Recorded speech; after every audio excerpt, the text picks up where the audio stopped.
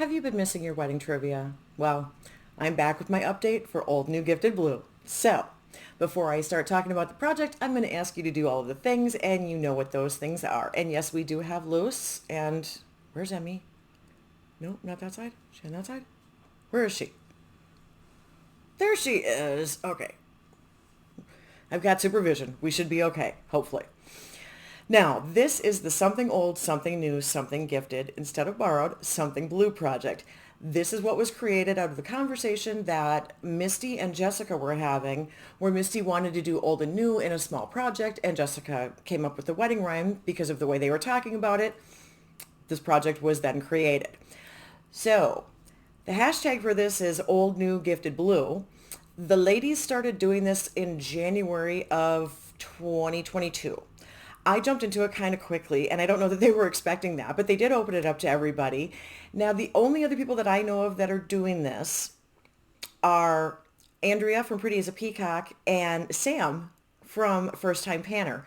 So I'm going to also have them linked with Misty and Jessica down in the description box for you so you can click onto their channels. Jessica did switch this to her IG, I believe. She said with her filming schedule that this was one of the ones that may not get videos. And Misty, I think, is using it towards her 200 pans, I think. But anyway, the ladies are kind of making this be whatever they wanted it to be because it was just a nice small project. So I took this and kind of ran with the wedding trivia idea, and I fill your head with all kinds of ridiculous wedding nonsense that you never needed to know. Yay. I have not done a video in 100 years for this. The last video that I gave you, I believe, was in November. Yeah, it's been a bit. So let's get through what we had, and I'll explain what was going on then with all of that, and then we're going to get back into some trivia. So I'm going to catch you all up on everything. I did ask you to do all the things. Yeah, I'm sure I did. I gave you the hashtag. Yeah. If I've forgotten something, well, it's me. We'll probably repeat it 7 times later. All right. For my old product, what I had brought in was an old Scentbird perfume that I had. This is the Marc Jacobs Daisy Oh So Fresh perfume. There wasn't a lot left in it. I did finish it off. It is one of my favorites. I have a full size. If you watch my other projects, you know I've already been using those. For new, I brought in a bottle of the e.l.f. This is the Holy Hydration. This is the Daily Cleanser. This is one that I actually like. It's not very stripping. It doesn't dry me out too badly. So this was a cleanser that I was like, okay, this is probably in my top 5. I don't know if I still feel that way. I like the cleanser. It's good. I don't know if it's top 5 status. I'm not sure. Yeah, tough to say. But then for the gifted, I had gotten a sample of the Urban Decay All-Nighter, and that's empty. Then blue. And this is where I ran into trouble. This came as a set with something else, which you're going to see in a bit. This is the Keep Your Balance Toner. This is also part of the Holy Hydration set from e.l.f. The problem I have with this is that the main ingredient is alcohol. So I used it one day and I thought, okay, wait, that smells like alcohol. I used it the second day and went, okay, no, all I can smell is rubbing alcohol. Now, as a teenager, I used to use those rubbing alcohol wipes and rubbing alcohol out of the bottle to clean my face. That is a very bad thing to do if you have dry skin. Part of the Holy Hydration line has a toner where the primary ingredient is alcohol. Yeah, no, don't buy this. This is bad. I actually dumped this. So this is going to go into my recycling. You're not going to even see it again in the empties, but I'm telling you right now, if you have dry skin, do not get this. It is rubbing alcohol, and you actually can cause your skin to break out from over drying it. This is not a hydrating product. So that was very disappointing because I had tried the cleanser and the lotion, but I had never tried the toner before. It was just a little set. I thought, oh, okay, well, I'll grab it. And then I found it on sale at Ulta, so I had grabbed more. They got returned. That's bad. They were unopened, unused. What was opened, obviously, I kept. But they went right back. And I was like, yeah, no, this is not going to happen. Okay, so that is your PSA from me for the day. Do not use toners with rubbing alcohol if you have very dry skin. Or at least not as the primary thing. A little bit of alcohol you can get away with because it will set things. It'll be in some makeup mist. But it should not be the only thing you're smelling. All right. Then what we do next generally is we talk about whatever weird wedding trivia has popped into my head. If you remember, and I do keep playlists of these things, so if you don't remember, you can go back if you want to watch it, but there's a playlist for all of my project pans that I do. The last thing that we were talking about was wedding bouquets. And we had gotten through kind of the antiquity, and also I believe we did Middle Ages. So what we're going to move into now is we're going to move into sure we are, Elizabethan period. Now we're talking the 16th and 17th centuries. This actually is a period where flowers became much more abundant and they became more of a playful type of thing where there were a lot of different types of flowers around and they were being used in different things. Now, here we have got a few different things going on for the Elizabethan bride.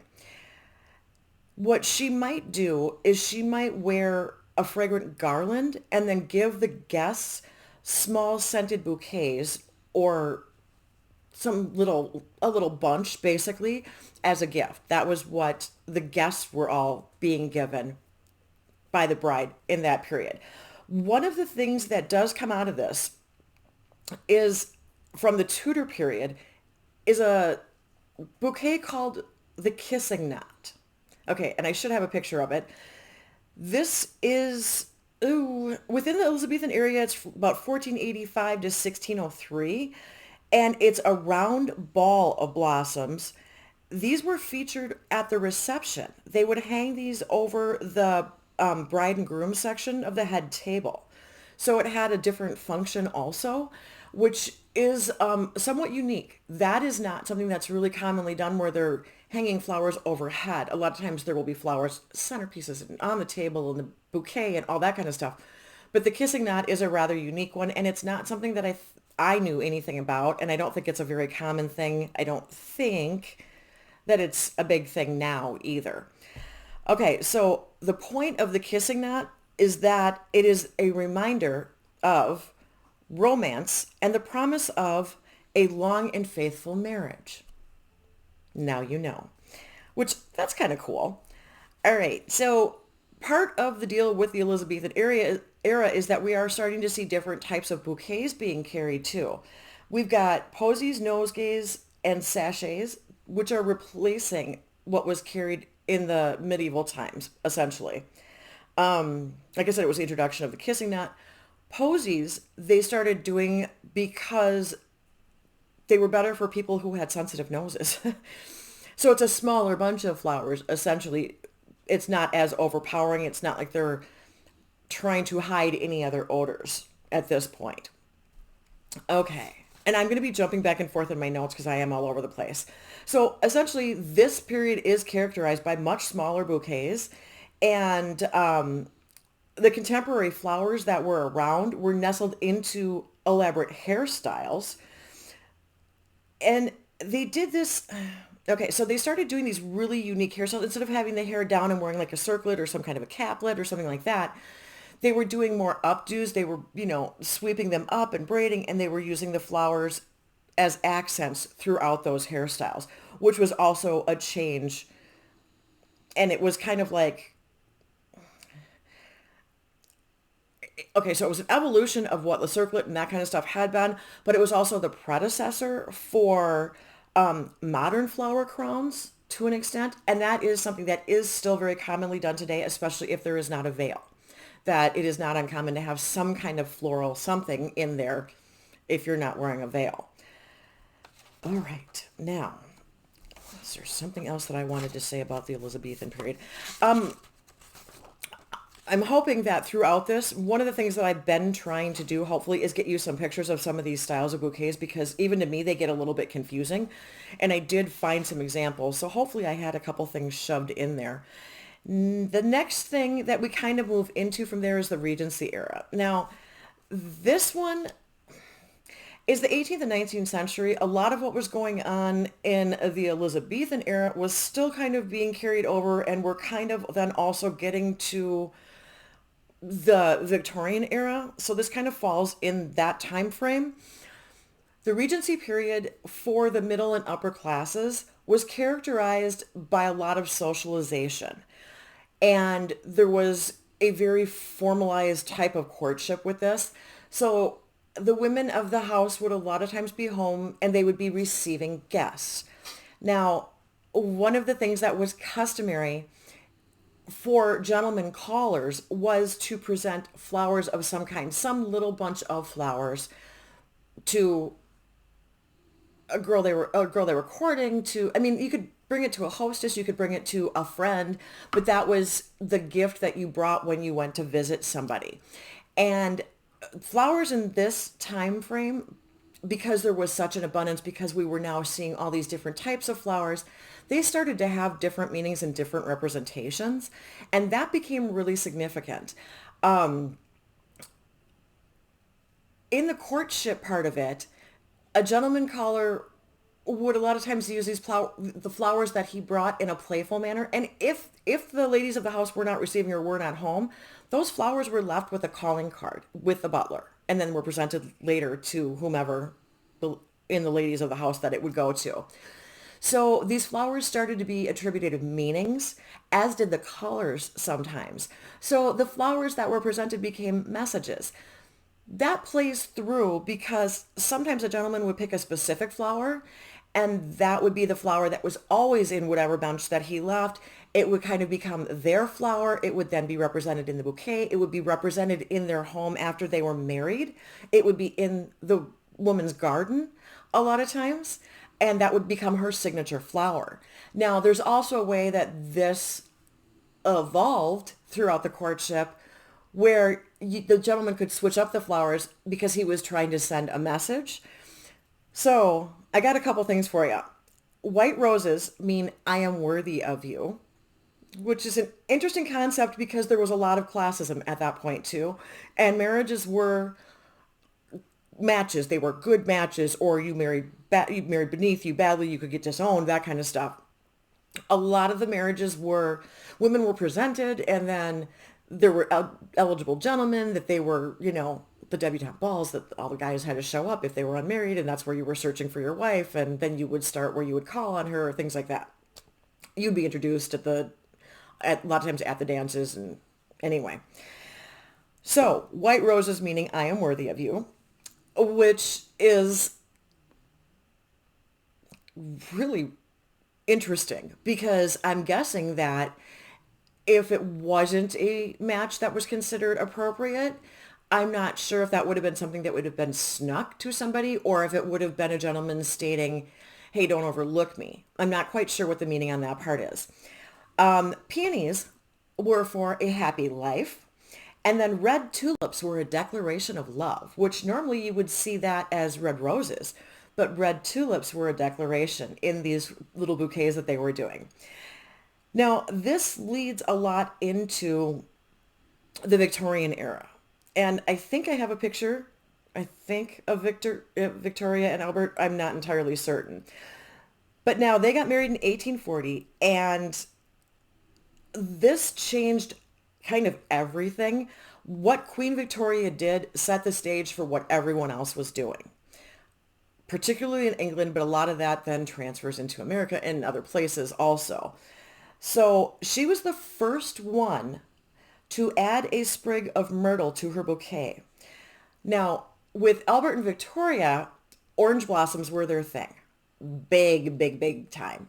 And I don't know where it started. It was before they got married even that kind of became their flower.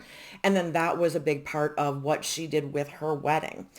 So adding the sprig of myrtle to the bouquet, which had orange blossoms, that sprig of myrtle idea actually there's an original plant that still exists that I want to say all of the royals, since then, all of the royals up to and including Kate Middleton, I am not certain about Meghan Markle, possibly, but they have all added that sprig from the original plant. So that's kind of interesting.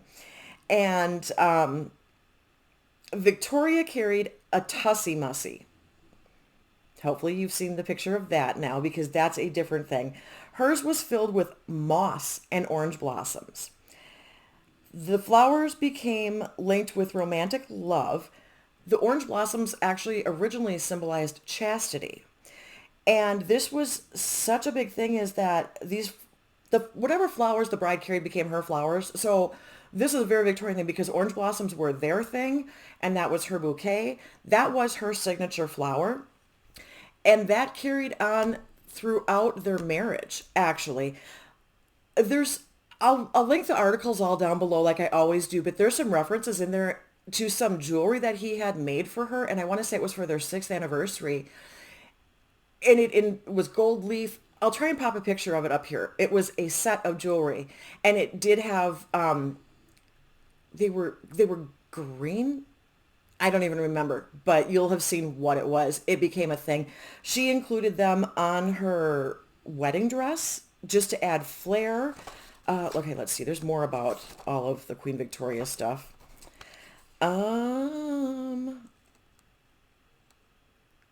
Okay, bouquets and blossom crowns were the trend. Okay, Victoria was very, very good at staging.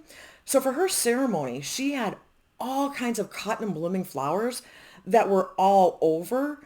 And the orange blossoms that she wore sparked the craze for the bridal flower crown. Now, a tussy mussy, like she carried, is a name for a nosegay or a small posy. Like I said, these get very confusing to me because I think so many of them are similar. But what can you do? So her bouquet also included myrtle, evoking the love of the goddess, Aphrodite and Venus, Aphrodite and Venus. The creamy white blossoms associated with beauty, fidelity, passion, and immortal true love. All right.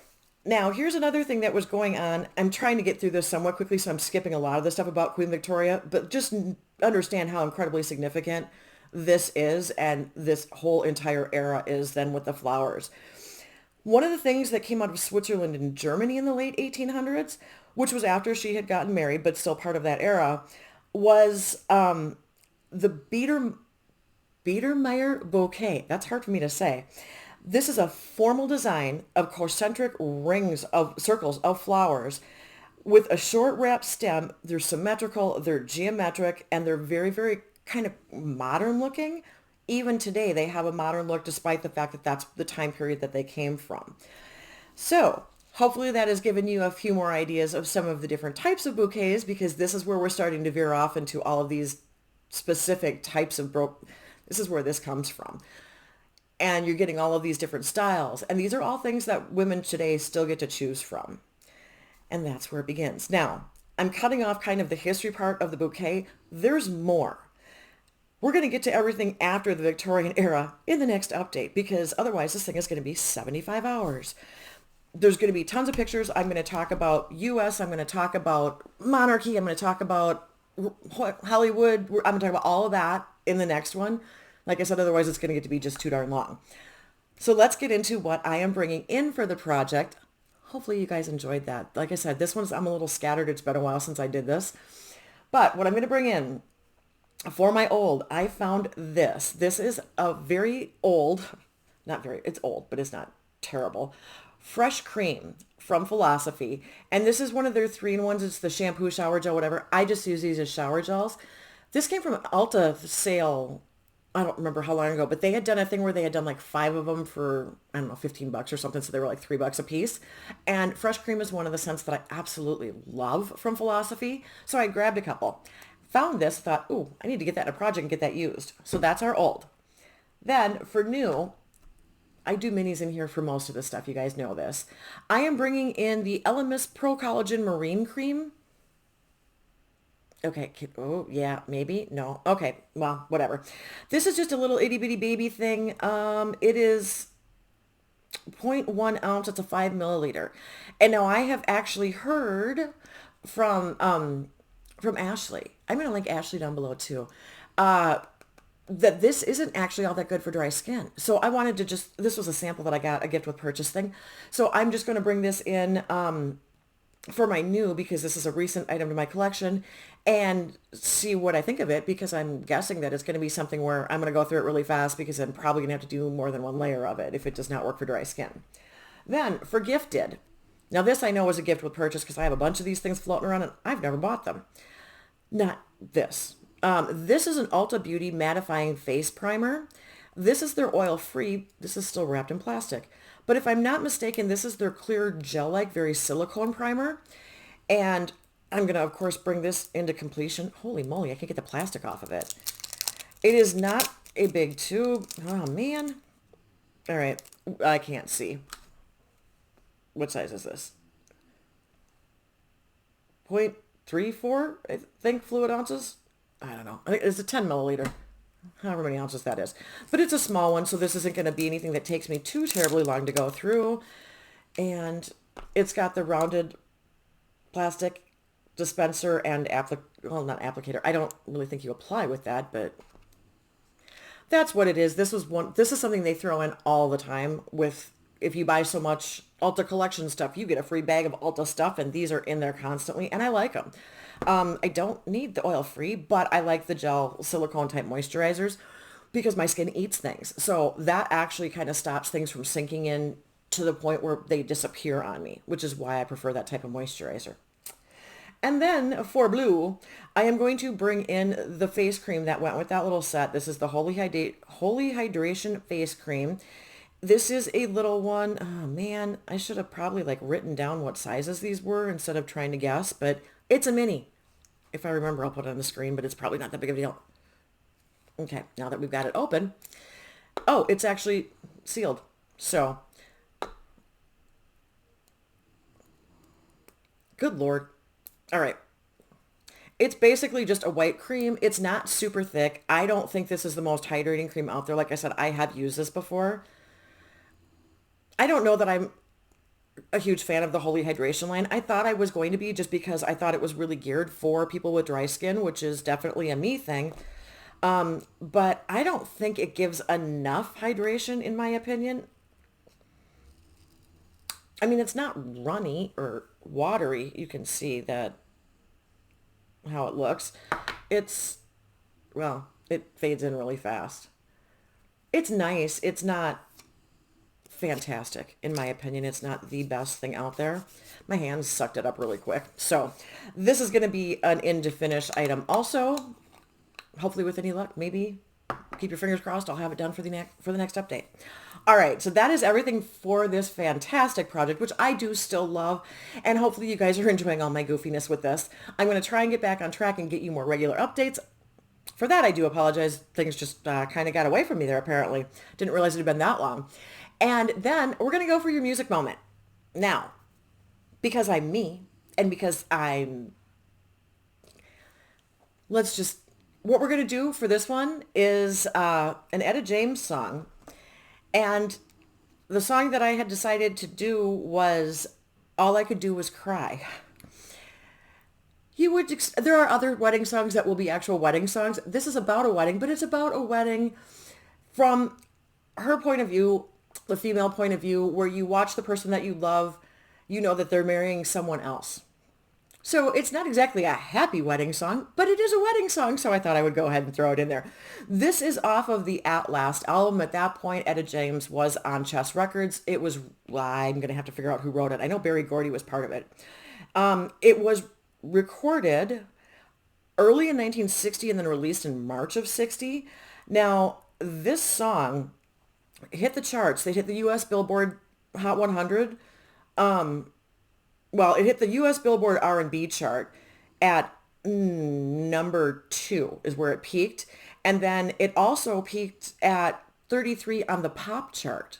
So it was a crossover song. Okay, so it was written for James by chess songwriter Billy Davis, Berry Gordy, and his sister Gwen Gordy.